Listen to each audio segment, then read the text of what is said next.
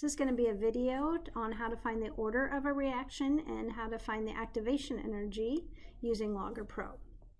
So to start out with, I already have a set of data that I've entered, and that's times and concentrations. So this was originally an X, so I put in my time in there, both the long name, the short name, and the units.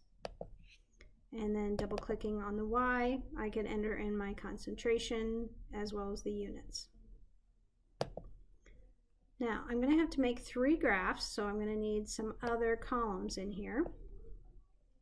So I'm going to go to Data, New Calculated Column, and one of those is going to be the natural log of my concentration. So my short name, I'm going to do ln of concentration. It will not change my label. So then in my expression, I'm going to choose the function that I want, in this case, natural log. Then I have to choose the column that I want it to do the natural log of. That's concentration. Then done. So you can see it entered that column in and already calculated. So I'm going to do the same thing again, data, new calculated column, and this time I want to do the inverse of my concentration. So my short name, I'm going to do 1 divided by concentration, and the units then would be 1 divided by molarity.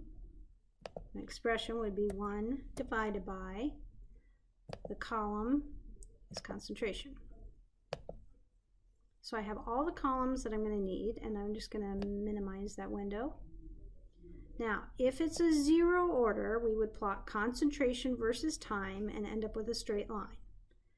So I'm going to do a linear fit to see if it's a straight line. I can either choose the linear fit button here, or I can go to Analyze, and then I can do linear fit there. Okay, so this doesn't look real linear because my points are not on my line. So that tells me that this is not 0 order. So then I'm going to try first order. For first order, I need to change this, so I'm plotting natural log of concentration.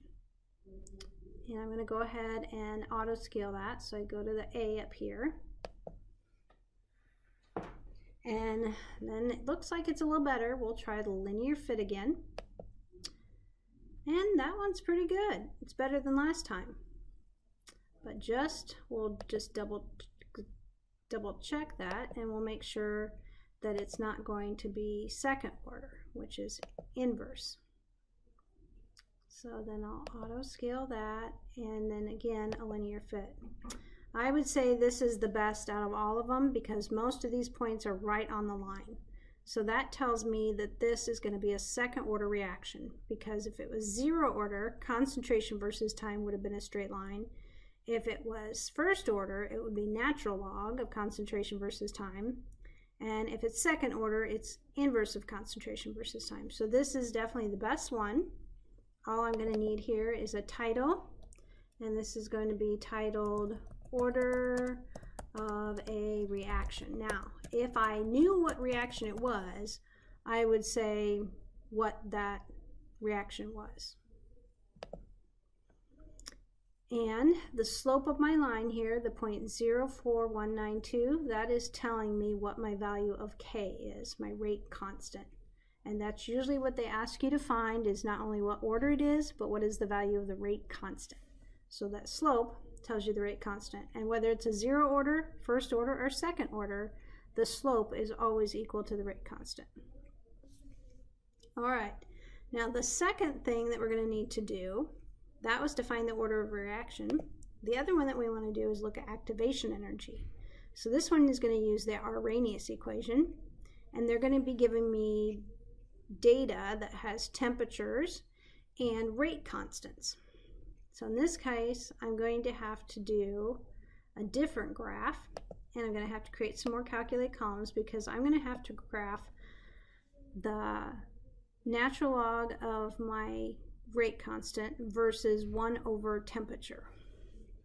So I'm going to go to Data, New Calculated Column, and I'm going to put inverse of temperature. So 1 divided by my temp. and my units then would be 1 divided by, in this case, Kelvin. And my expression is going to be 1 divided by my temperature. Now, if my temperature had been in Celsius, I could convert it to Kelvin by entering the expression temperature plus 273. Okay, but since mine are already in Kelvin, I don't have to add 273, so I'm just going to choose my column, which is temperature. And now it's found the inverse temperature for me. I'm going to need to enter a new calculate column, and this one is going to be ln of my rate constant. So ln of K, my rate constant. And then my units would still be 1/seconds. So my function is ln, my variable is my rate constant. And now I'm going to minimize that window. And I'm supposed to be calling natural log of my rate constant and then the inverse of my temperature. And it's all clustered together, so again I'm going to auto scale, and then I'm going to do a linear fit. Now it looks like this one didn't fit the best. One of my numbers may be off a little bit, but in this case they gave me the slope is negative 2.089 times 10 to the 4th, and now that slope is going to tell me is how I'm going to find my activation energy. And I'm going to go ahead and title this graph, so click at the top, and this is going to be finding the activation energy of a reaction. And if I knew what reaction it was, I would be able to fill that in there. Okay, so now we got to figure out what to do with this slope. So my slope was negative 2.089 times 10 to the 4th.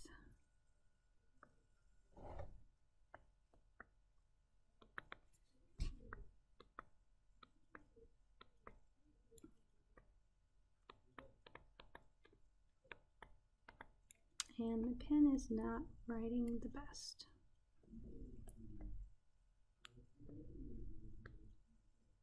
Okay, so 2.089 times 10 to the 4th, and this is equal to minus EA over R.